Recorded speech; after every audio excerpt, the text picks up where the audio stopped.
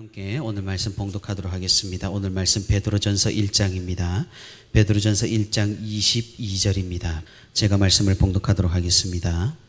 너희가 진리를 순종함으로 너희 영혼을 깨끗하게 하여 거짓이 없이 형제를 사랑하기에 이르렀으니 마음으로 뜨겁게 서로 사랑하라. 아멘.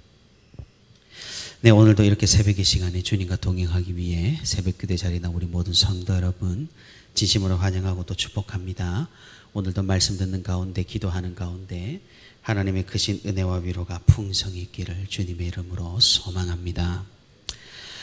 우리가 신앙생활을 하다 보면 하나님께서 우리에게 명령하신 계명을 지키는 일에 왜인지 모르게 점점 둔감해지는 그런 모습을 보입니다.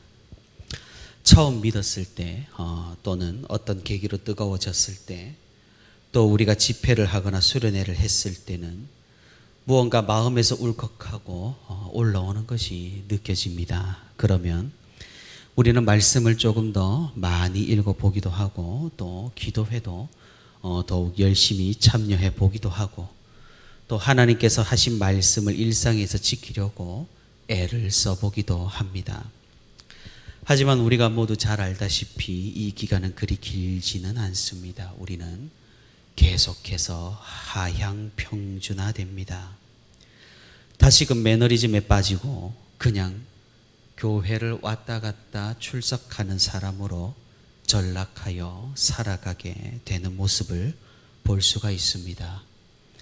그래서 죄에 대한 경계나 자기 성찰이 사라지고 어쩌면 아집과 교만만이 남아있는 그런 비참한 모습이 솔직한 말로 우리에게 있다라는 것입니다. 우리가 왜 이렇게 되어버리는 것일까요?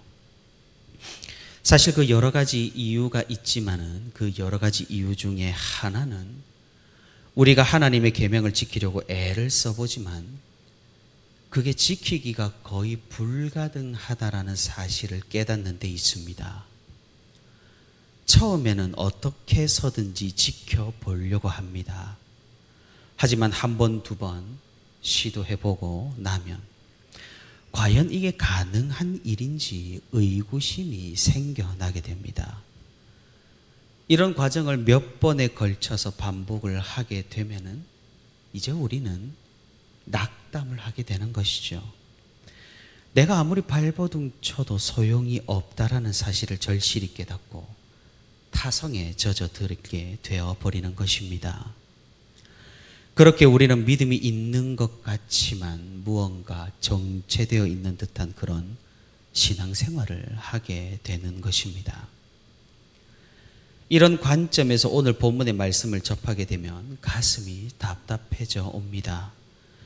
왜냐하면 과연 우리가 이 말씀대로 이 말씀을 통해 하나님께서 원하시는 뜻대로 살아갈 수가 있느냐라고 질문을 해봤을 때 긍정적인 대답이 나오지를 않기 때문입니다. 진리에 순종함으로 너희 영혼을 깨끗하게 하여 거짓이 없이 형제를 사랑하게 되었으니 이제는 뜨겁게 서로 사랑하라. 우리는 진리에 순종할 수 있을까요? 우리는 우리 영혼을 깨끗하게 유지할 수가 있을까요? 우리는 거짓 없이 우리의 이웃을 사랑할 수는 있을까요? 그렇게 해서 우리는 뜨겁게 서로 사랑하는 게 가능은 할까요? 정말이지 단 한 문구조차 대답하기가 절대로 쉽지가 않다라는 겁니다. 그럼 과연 우리는 하나님께서 말씀하시는 이 명령을 지킬 수는 있는 걸까요? 아니 그럼 하나님께서는 대체 왜 지킬 수도 없는 명령을 우리에게 주신 것일까요? 만약 하나님께서 아무런 생각 없이 이런 명령들을 주셨다면 우리는 하나님에 대해서 두 가지를 생각해 볼 수가 있겠습니다.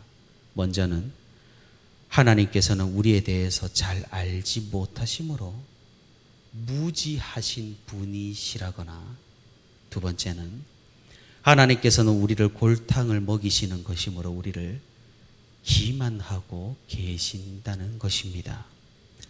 정말 그렇지 않습니까? 우리가 아무리 지키려고 애를 써봐도 도저히 극복할 수 없는 그런 한계가 있는 것 같습니다.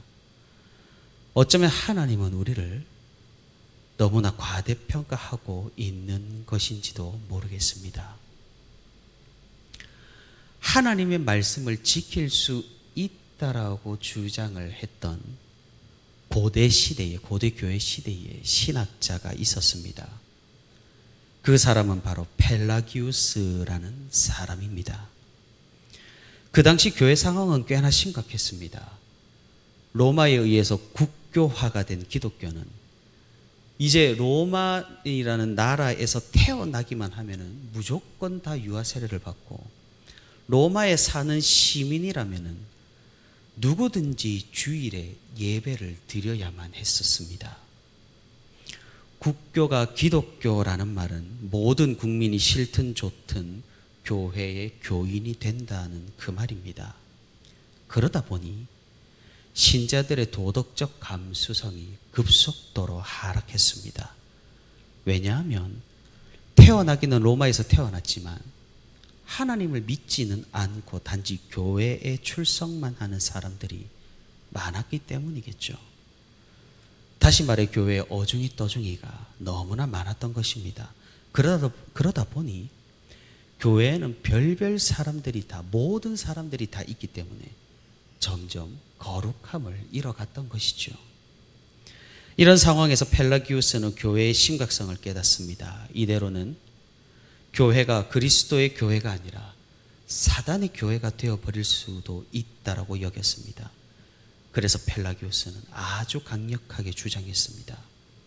하나님 말씀대로 살아가야 할 것을, 하나님은 우리의 노력 가운데 임재하시는 분이시라는 것, 그리고 우리의 도덕적인 헌신과 거룩함의 정도로 우리는 구원을 받을 수 있다라는 것, 우리의 노력으로 하나님의 모든 말씀을 지킬 수가 있으며 이로 인해서 우리는 구원을 얻는다고 펠라기우스는 주장을 했습니다. 왜냐하면 지킬 수 없는 말씀을 하나님이 주셨다면 아까 말씀드렸다시피 하나님께서는 무지하시거나 우리를 기만하시는 것이므로 하나님께서는 우리에게 지킬 수 있는 말씀을 주셨고 우리는 이 말씀을 지키도록 노력해야 된다는 것이 펠라기우스의 주된 주장이었습니다. 당연하게도 이런 주장은 그 당시 꽤나 인기가 있었습니다. 왜 인기가 있었겠습니까? 그것은 우리가 무언가를 할 수가 있다라는 이야기고, 우리가 무언가를 해내고 성취할 수 있다라는 것이 사실상 굉장히 매력적이기 때문입니다. 인본주의가 그렇지 않습니까? 인간이 무언가를 성취할 수 있다라는 자부심이 바로 인본주의고, 바벨 사건이 그렇지 않습니까? 우리 인간이 모여서 함께 살면 하나님 없이도 무언가를 이루어낼 수 있다라는 것이 바벨 도시의 핵심 포인트입니다. 마찬가지라는 것이죠. 하나님의 은혜 없이 우리의 노력으로 이 하나님의 말씀들을 지킬 수 있다. 이런 주장들은 매력적입니다. 하지만 동시에 어거스틴이라는 신학자도 있었습니다. 그는 하나님의 말씀대로 신학을 했던 정통적인 인물이었습니다. 이 어거스틴이 펠라기우스에게 반기를 들었습니다. 우리는 할 수 없다라고 말이죠. 우리는 하나님의 명령을 지킬 수 없으니 그래서 우리는 하나님의 은혜에 기대어 살아가는 것이라고 말입니다. 그래서 어거스틴은 굉장히 유명한 말을 남겼습니다. 지킬 수 없는 계명을 우리에게 명령하옵소서. 오히려 주의 은혜로만 성취될 수 있는 일을 우리에게 명령하옵소서. 사람들은 어거스틴의 주장을 별로 좋아하지 않았습니다. 왜냐하면 은혜에 기댄다는 것은 너무나 막연한 일이고, 또 그렇게 은혜만 바라고 앉아 있으니 사람들은 더욱 타락하고 아무것도 하려고 하지를 않고, 결국 교회가 그렇게 타락하고 망하는 것이 아니냐고, 그렇게 되기 전에 우리가 할 수 있는 일은 해봐야 되지 않겠냐라고 그렇게 생각을 했기 때문입니다. 사랑하는 성도 여러분, 지금 우리 한국교회 상황과 조금은 비슷해 보이지 않습니까? 교회는 계속해서 타락해가고 정말로 답이 없어 보입니다. 하나님의 사랑과 은혜라고 말하면서 죄를 짓는 것에는 거리낌이 없고 우리는 할 수 없다라고 변명하며 세상과 타협하여 살아가는 성도가 얼마나 많은지 모릅니다. 이런 상황에서 개혁, 혁신, 노력이라는 말이 전면에 등장하는 것은 이상한 일이 아니겠죠. 어떤 교회가 한국교회 성도들의 구원 확률이 10% 채 되지 않는다고 주장을 했다가 이단으로 몰린 그런 사건도 있었습니다. 물론 그런 급진적인 주장은 참으로 안타깝습니다만 그 교회가 주장하는 바는 충분히 우리에게 큰 경각심을 주는 것이라고 생각을 해봅니다. 그리스도의 은혜로 자유를 누려야 되는데 방종하는 사람들이 너무나 많다는 그런 이야기입니다. 사랑하는 성도 여러분, 누구의 말이 맞는 것 같습니까? 펠라기오스입니까? 아니면 어거스틴입니까? 어거스틴은 이 하나님의 은혜에 대해서 계속해서 이런 말을 이어나갔습니다. 그리하여 사람들이 그들 자신의 힘으로 그것을 성취할 수 없으므로 그 입을 다물게 하시고 그 누구도 스스로 자기를 크다 생각하지 않게 하소서. 모두가 작은 자들이 되게 하시고 온 세상이 하나님 앞에서 죄를 지었음을 깨닫게 하소서. 어거스틴이 말하는 은혜로는 무엇일까요? 그것은 통렬한 자기 반성과 자기 성찰의 신학입니다. 하나님의 은혜에 기댄다라는 것은 우리의 노력으로 해낼 수 있는 것이 아니라 그 노력조차 하나님의 은혜임을 고백하고 그리스도의 능력을 힘입어 우리가 그 명령대로 살려고 하는 그 방향성에 있다라는 말입니다. 정말 그렇지 않습니까? 예수 그리스도를 모르는 사람 중 도덕적인 사람 분명히 있습니다. 하지만 우리가 가지는 그 도덕이라는 것은 언제나 상대적이고 또 언제나 가변적입니다. 그리고 언제나 그 도덕성 가운데는 위선과 자기 만족이 항상 도사리고 있다라는 명백한 사실입니다. 그러니 펠라기우스는 우리의 죄악을 과소평가하고 사람의 도덕성을 과대평가하고 그래서 하나님의 은혜를 무시하고 자기 안에 도사리고 있는 위선과 모순을 외면했다라는 것이죠. 그렇기에 스스로 거룩함에 이를 수 있다라는 생각은 대단한 착각입니다. 우리는 변하지 않는 그리스도의 은혜로 절대적인 진리의 말씀에 힘입어 하나님을 닮아가는 거룩함에 접근하는 것입니다. 이것이 바로 우리 그리스도인이 추구해야 할 궁극적인 삶의 모습과 목표입니다. 그러니 오늘 베드로의 이 말씀은 절대로 우리에게 확정적인 무언가를 던져주는 말씀이 아니라는 겁니다. 너희가 진리를 순종함으로 너희 영혼을 깨끗하게 하여 거짓이 없이 형제를 사랑하기에 어떻다라고 말씀하고 있습니까? 이르렀다고 말씀하고 있습니다. 이는 점진적인 변화를 의미하는 말이지 절대로 어느 일정 선에 도달하여 우리가 온전히 순결하고 깨끗한 사람이 되어라는 그런 의미가 아니라는 말입니다. 그러니 베드로는 무엇을 지금 말하고 있는 건가요? 그리스도의 보배로운 피로 우리가 하나님의 사랑을 받았으니 진리에 순종하고 영혼을 깨끗하게 하며 거짓이 없이 형제 자매를 사랑하기에 힘을 써보자. 그 은혜를 의지하는 가운데 우리가 위선이나 거짓 없이 서로를 뜨겁게 사랑해보자라는 그런 말씀입니다. 분명히 노력이 들어가지만 그 노력은 우리의 노력이 아닙니다. 우리의 노력이지만 하나님께서 은혜로 함께 하시니 그것은 하나님의 사역인 겁니다. 우리가 노력했으나 하나님께서 함께 하셨으니 내가 한 것이 아니고 내가 이룬 것이 아니라 하나님께서 하신 일이고 하나님께서 이루신 것이고, 그래서 이 모든 것이 하나님의 은혜로다라는 고백이 되는 겁니다.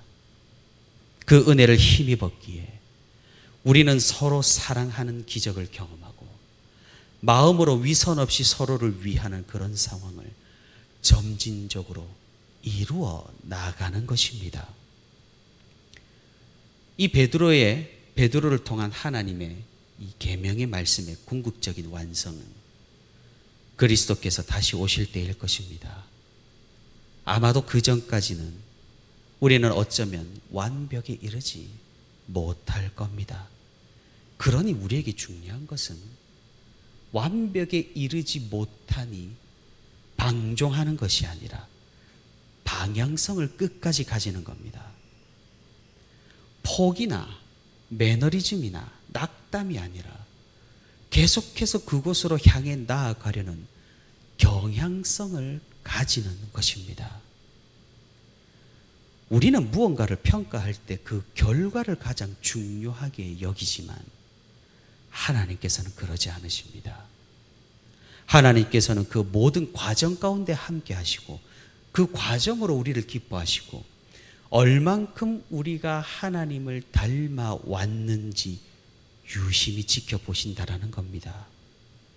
그러니 우리에게는 성장이 있어야 하고 변화가 있어야 하고 나아감이 있어야 한다라는 것이죠.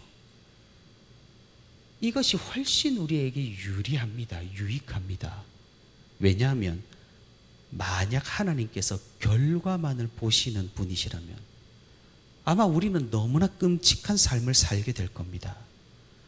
하나님께서 일정한 도덕선을 그어 놓으시고 여기까지 넘어오지 못하면 너희에게 구원이 없다라고 말씀하셨으면 우리는 과연 그 선을 넘을 수조차 있을까요? 시험을 치러야 할까요? 선행이라는 것을 형식적으로 하게 되지 않을까요? 도덕이 구원을 얻기 위한 하나의 그냥 관문이 되어버리지 않을까요? 서로 사랑하는 것이 정말 마음으로서가 아니라 의무감에 젖어서 아무런 감흥 없는 형식적인 사랑이 되어버리지 않을까요? 하나님의 은혜가 있기 때문에 우리가 서로 사랑하는 것이 진심이 될 수가 있고 서로 사랑하라라는 이 계명을 우리가 의무감이 아니라 기쁨과 감사로 지키게 되는 것입니다. 그렇기에 사랑하는 성도 여러분, 이 말씀 가운데 우리는 너무 압박감이나 스트레스를 받지 않아도 되는 겁니다. 우리가 부족하면 하나님께서 채워주심을 믿으며 하나님 앞에 기도로 묵상으로 자신을 돌아보아 하나하나 그리스도를 의지하며 실천을 해나간다면 어느새 우리의 마음은 놀랍도록 깨끗해져 있고 거짓과 위선이 사라져 있으며 진리에 순종하게 된다라는 것입니다. 우리가 이런 변화를 경험하고 체험하면서 이런 변화를 추구하는 그런 성도가 될 수 있기를 바랍니다. 이 방향성을 가지는 것, 이 경향성을 끝까지 유지하는 것이 바로 우리를 향한 하나님의 거룩한 뜻이라는 사실입니다. 그리하여서 우리의 공동체가 정말로 하나님의 말씀이 가득한 공동체, 순종과 순결이 차고 넘치는 공동체, 하나님과 서로를 향한 뜨거운 사랑이 있는 그런 교회가 될 수 있기를 바랍니다. 오늘도 하나님의 사랑과 그리스도의 은혜에 힘입어서 서로 사랑하기를 거리낌 없으며 우리가 방종하는 것이 아니라 그리스도로 인해 변화되고 날마다 그 사랑이 자라나고 믿음이 자라나서 하나님의 영광에 이르는 저와 우리 부천시민교회 모든 성도가 되기를 주님의 이름으로 소망합니다.